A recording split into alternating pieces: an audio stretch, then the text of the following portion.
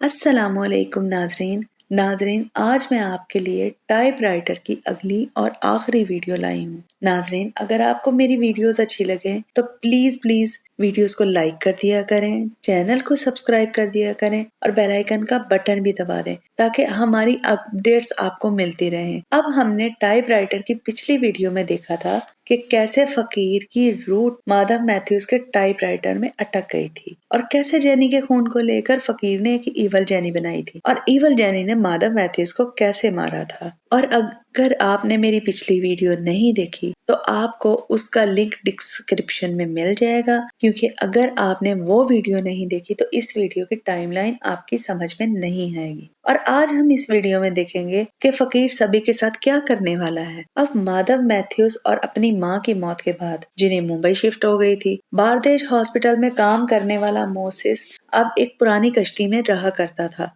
और उसकी टांग आज भी डैमेज थी। वो किसी से नहीं मिलता था और उसने फकीर की बनाई हुई गुड़िया को संभाल कर रखा था और उसकी बीवी सहरा भी पेलालम में शिफ्ट हो चुकी थी। अब बात करें बारदेश में काम करने वाले मालिक जेम्स की, तो वो एक बार चलाता था जिसका नाम था गुड हेड बार। अब हमें इस अगले सीन में 3 बच्चे दिखाए जाते हैं जो जिन्नात के मामले में काफी सीरियस थे और specially the ghost of Sultanpur के जिन को लेकर। ये वही किताब है नाजरीन जिस पर ये पूरा सीजन चल रहा है। अब इन बच्चों के नाम कुछ इस तरह होते हैं: समीरा, शॉर्ट में सैम, गबलू, बंटी और सैम का कुत्ता बडी। और ये इन्होंने एक गोस्ट क्लब बनाया हुआ था जहाँ पर ये अक्सर गोस्ट ऑफ सुल्तानपुर के बारे में डिस्कस करते थे। और ये गोस्ट क्लब मोसेस की बोट में बनाया हुआ था। जब वो अपनी कश्ती से बाहर जाता था तो ये लोग उसे खुफिया अड्डे की तरह इस्तेमाल करते थे। इन सभी बच्चों को पता था कि गोस्ट ऑफ सुल्तानपुर किताब माधव मैथ्यूज ने नहीं लिखी, बल्कि माधव को भी किसी ईवल ने मारा था, यानी कि फकीर ने। और इनका मानना था कि उसकी रूह आज भी बारदेश विला के किसी चीज में अटकी हुई है। और इन बच्चों का प्लान ये था कि सैम का कुत्ता बडी उस फकीर की रूह को महसूस कर लेगा और उसके जरिए हम गोस्ट को पकड़ लेंगे। अब तीनों बच्चे कश्ती में बैठकर ये बातें कर ही रहे होते हैं कि अचानक मोसिस आ जाता है और वो इन तीनों बच्चों को भगा देता है। और वहाँ हमको मोसिस के पास फकीर की बनाई हुई गुड़िया को भी दिखाया जाता है जो कि बिल्कुल फकीर की शक्ल की होती है। अब ये सारे बच्चे स्कूल बंक करके अक्सर यहाँ आया करते थे। मतलब ये कि ये बच्चे बहुत ज्यादा तेज थे। ये तीनों बच्चे बारदेश वेला के रास्ते में जा रहे थे कि रास्ते में इन्हें पुलिस ऑफिसर रोक लेता है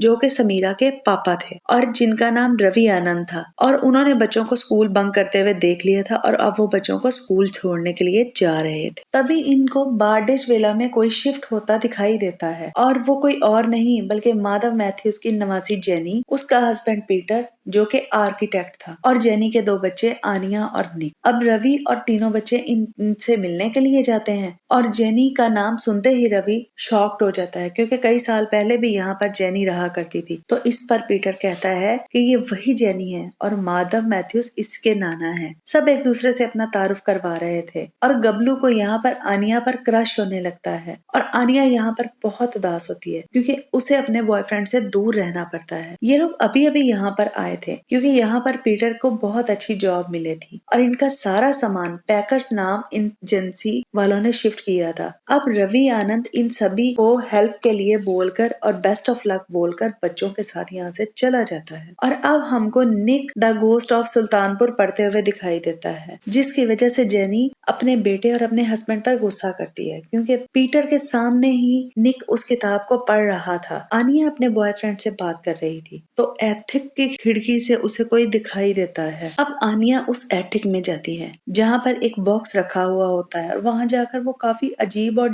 डरा डरा फील करती है क्योंकि जिस एटिक में उसने किसी को देखा था वहाँ पर अब कोई नहीं है। अब एक पैकर्स का वर्कर योगेश यहाँ आता है जो आनिया को देखकर घबरा जाता है। वो एटिक में रखे हुए बॉक्स को उठाने लगता है कि बॉक्स में से कुछ आवाज आती है, जिसकी वजह से आनिया उसके बारे में योगेश से पूछती है। तो योगेश कहता है कि उसकी माँ जेनी ने ही उसे फेंकने के लिए कहा है। अब जेनी अपने पुराने रूम को रेनोवेट करने लगती है तो निक आकर उसे डरा देता है और जिद करने लगता है कि वो इसी कमरे में सोएगा।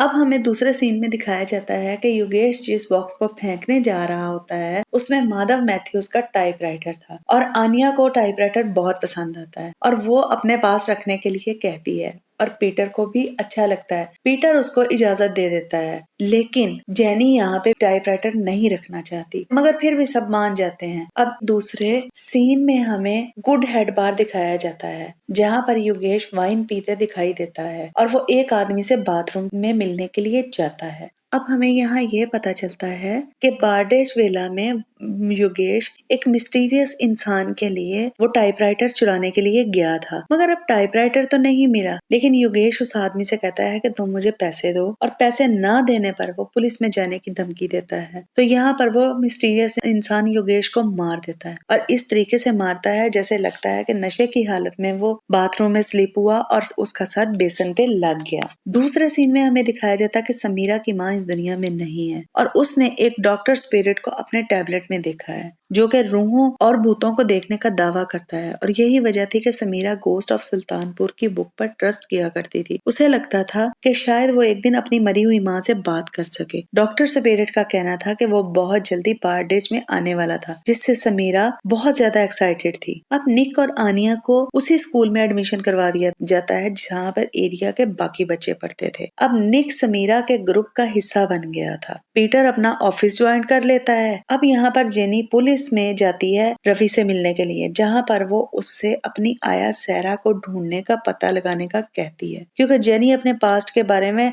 कुछ नहीं जानती, क्योंकि उसे पता ही नहीं था कि उसके बचपन में उसके साथ क्या हुआ था। अब यहाँ जेनी को अपनी आया के बारे में कुछ भी पता नहीं होता, लेकिन रवि जेनी को कहता है कि वो उसकी आया के बारे में पता लगाएगा, क्योंकि जेनी उसे अच्छी लगती है। दूसरे सीन में रवि अपने को ऑफिसर सेल्वन के साथ आया को ढूंढने के बारे में इधर उधर निकल जाता है, और रवि सेल्वन से सैम की बातें करनी शुरू कर देता है, क्योंकि सैम की हरकतों से वो काफी परेशान था। सैम वैसे तो बहुत अच्छी लड़की थी, लेकिन वो जिन्नात और रूहों पर बहुत ज्यादा ट्रस्ट करती थी, जो कि रवि को अच्छा नहीं लगता था। अब अगले सीन में घर के अंदर जेनी को टाइपराइटर के कमरे में किसी के टाइप करने की आवाज आती है, लेकिन जब वो देखती है तो वहाँ पर कोई भी नहीं होता। जेनी इस टाइपराइटर में एक बार टाइप करती है, भूत इज झूठ, और अचानक डोरबेल बजती है, और वहाँ पर एक मेड मारिया जो कि पीटर के जानने वाले के साथ आती है। मारिया काफी घबराई हुई थी, और मारिया को हिंदी या इंग्लिश नहीं आती थी, बल्कि वो जिस जबान में बात करती थी उसको कहते हैं कुलकर्णी। अब यहाँ पर मारिया का मानना था कि बारडेज विला में भूत हैं, जिसकी वजह से यहाँ पर कोई काम करना नहीं चाहता। अब हमने जिस मिस्टीरियस इंसान को योगेश को मारते देखा था, उसके बारे में पता चलता है कि उसका नाम अमित रॉय है, और वो सैम के स्कूल में नया मैथ टीचर बनकर आया है। अब रवि जेम्स के पास जाता है, और उससे बात करने पर उसे जेनी की आया सहरा और उसकी माँ कैरल के बारे में पता चलता है, और मोसेस की डेड बॉडी लाने के बारे में, और उस डेड बॉडी को उसकी बीवी और बेटे को ना देने के बारे में, यानी कि फकीर और उसकी बीवी बच्चा के मुतालिक भी पता चलता है। अब यहाँ पर जेम्स ये सोचता था कि माधव मैथ्यूज ही काला जादू करता था, वो अच्छा आदमी नहीं था। जेम्स को बहुत कुछ पता था, मगर वो पुलिस वाले को नहीं बताता। अब रात को बारडेज वेला में सब सोने चले जाते हैं, और टाइपराइटर में लिखा होता है कि भूत इज नॉट झूठ, जो कि फकीर की रूह ने लिखा था। जेनी के कमरे में हम इवल जेनी को भी देखते हैं, जब ओरिजिनल जेनी सो रही थी। अब अगले दिन हमें मारिया काम पर आती नजर आती है, जिसको जेनी टाइपराइटर के पास बैठी नजर आती है।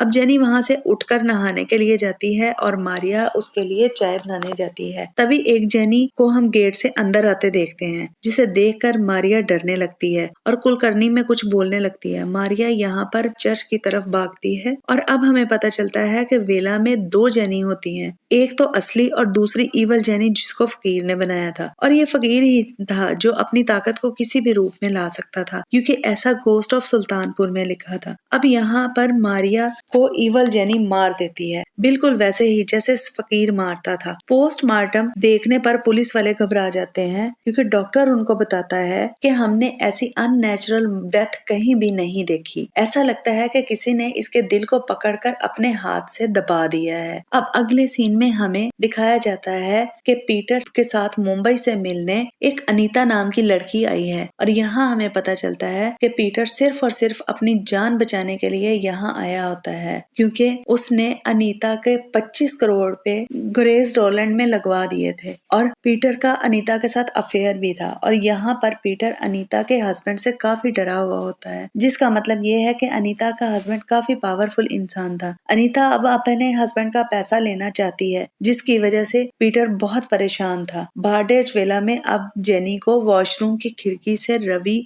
उसको अपने घर में आते हुए नजर आता है, जिसे देखकर वो नीचे आती है। लेकिन हम यहाँ शीशे में एक इवल जेनी को भी देख सकते हैं। रवि जेनी को मारिया के बारे में पूछता है, लेकिन जेनी को कुछ भी समझ में नहीं आ रहा होता है कि आखिर ये हो क्या रहा है। अब रवि जेनी को जेम्स से मिलने के लिए कहता है, क्योंकि वो उसकी आया के बारे में काफी कुछ जानता है। अब दूसरी तरफ अमित रॉय को हम मोसिस के पास जाते देखते हैं, जो कि मोसिस को ये कह रहा होता है कि तुम फकीर की डॉल कर संभाल कर रखना। मोसिस ऐसी जिंदगी से तंग आ चुका था, वो मरना चाहता था, मगर अमित उसको कहता है कि जब तक फकीर नहीं जाएंगे उन्हें आजादी नहीं मिल सकती, और वो डर जाता है। अब हम दूसरी तरफ देखते हैं कि गोस्ट क्लब के बच्चे 3 दिन में रूह के जिस्म के आने के बारे में बात कर रहे होते हैं, और यहाँ मारिया की आखिरी रसूमात होने वाली होती हैं, और ये इनके लिए एक परफेक्ट मौका था इस चीज को देखने का। अब ऐसा गोस्ट ऑफ सुल्तानपुर में लिखा था। यहाँ पर गोस्ट ऑफ सुल्तानपुर के बारे में कहा जाता है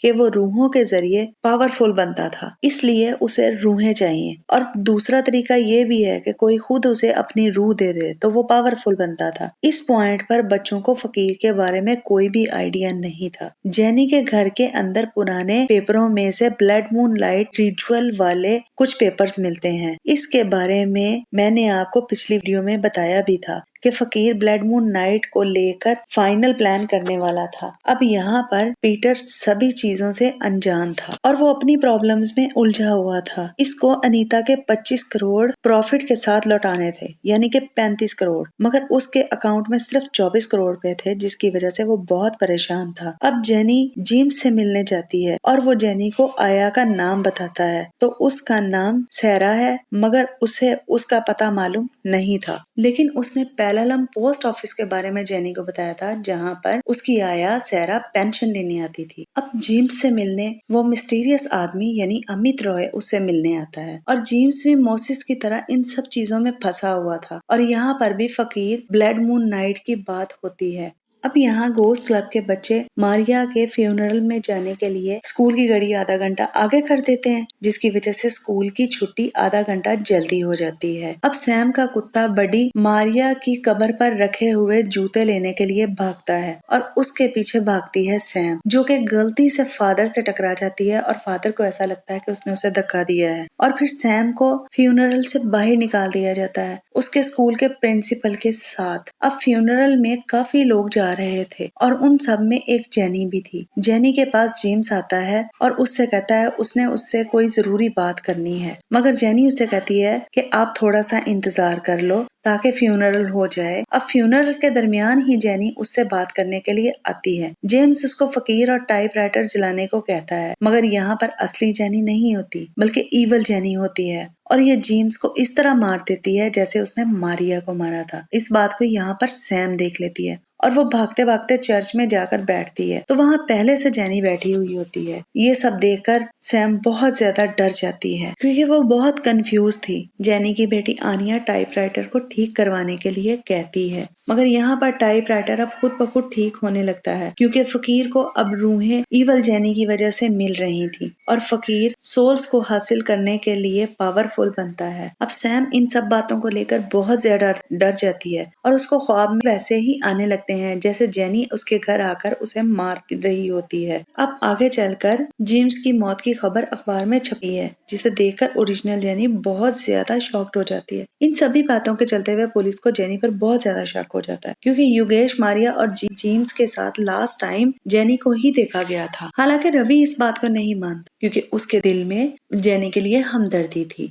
अब सैम जेनी के पास जाती है और उससे पूछती है कि उसने जेम्स को क्यों मारा, और वो उसे कहती है कि मैंने ये सब देखा है। यहाँ सैम बस इतना चाहती है कि वो उसकी माँ से उसकी बात करवा दे, मगर जेनी यहाँ बहुत परेशान थी, क्योंकि ये असली जेनी थी। अब जेनी को इन बातों को लेकर रवि से कहती है कि सैम का ये सब करना ठीक नहीं है। दरअसल जेनी सैम की बातों से हैरान थी। सैम अब स्कूल में नकली लेटर देकर यहाँ पर आई थी। सैम अक्सर अपने बाबा के सिग्नेचर करके स्कूल से बाहर जाया करती थी। अब रवि को इस बात पर गुस्सा आता है और वो सैम को डांटता है, मगर सैम का कहना था कि उसने जेनी को जेम्स को मारते हुए देखा है। ये सुनकर रवि बहुत ज्यादा कंफ्यूज हो जाता है, मगर एज ए पुलिस ऑफिसर वो उसे समझाता है कि हम ऐसे ही किसी पर इल्जाम नहीं लगा सकते बिना किसी सबूत के। रवि सैम को जेनी के पास लेकर जाता है। सैम जेनी से माफी मांगती है। अब अगले सीन में जेनी सीधा अपनी आया सहरा के घर पहुंचती है और सैम मोसिस के पास, जहां पर दोनों अलग अलग सीन में फकीर की पूरी कहानी सुनते हैं। और ये सारी कहानी वही है जो मैंने आपको पहली वीडियो में सुनाई थी। अगर आपने वो वीडियो नहीं देखी तो जाकर देख लीजिए, क्योंकि वो देखे बगैर आपको इसमें से कुछ भी समझ में नहीं आएगा। अब ये सारी बातें सैम अपने दोस्तों को भी बताती है और कहती है कि फकीर की रूह टाइपराइटर में अटकी है, जिसे जाकर हमें खत्म करना होगा। अब पुलिस ने काफी तहकीकात की थी भारतेश वेला के बारे में और इसके अंदर के लोगों के बारे में काफी बाहर के लोगों से पूछताछ की थी, जहां पर जेनी की मां को खुदकुशी बताया जाता है, लेकिन पोस्टमार्टम के हिसाब से कैरल उल्टी गिरी थी, जिससे साफ जाहिर था कि उसे किसी ने ऊपर से धक्का दिया था। टाउन में अब डॉक्टर स्पिरिट भी आ गए थे, जिससे सैम ने काफी कुछ पूछना भी चाहती थी और वो उसके पास भी जाती है, मगर डॉक्टर स्पिरिट अच्छा इंसान कम बल्कि बुरा इंसान ज्यादा लग रहा था। उसी रात अब जेनी को घर पर टाइपराइटर के रूम से आवाज आती है। जब वो जाकर देखती है तो उसे वो इवल जेनी दिखाई देती है। उसको देखकर असली जेनी यही कहती है कि ये असली नहीं है और इवल जेनी इस बात का सबूत देने के लिए उसके होंठों पर काट लेती है। और अगली सुबह जब जेनी उठती है तो उसे ये सब ख्वाब लगता है कि ये एक ख्वाब था और घर में टाइपराइटर गायब हो चुका था और जेनी इस वजह से परेशान हो जाती है, मगर घर में सभी लोग यही कहते हैं कि टाइपराइटर यहीं कहीं रखा होगा। अब जेनी की बेटी घर से बाहर पिकनिक के लिए जाती है और पीटर भी मुंबई किसी मीटिंग के लिए जा रहा था और तभी जेनी को होंठ पे दर्द हो रही होती है और जब वो आईने में जाके देखती है तो उसके होंठ से ब्लड निकल रहा होता है, क्योंकि वो सच में इवल जेनी ने उसके होंठ पे काटा था। और इस बात को लेकर असली जेनी काफी ज्यादा डर जाती है और अब वो सीधा सैम के पास जाती है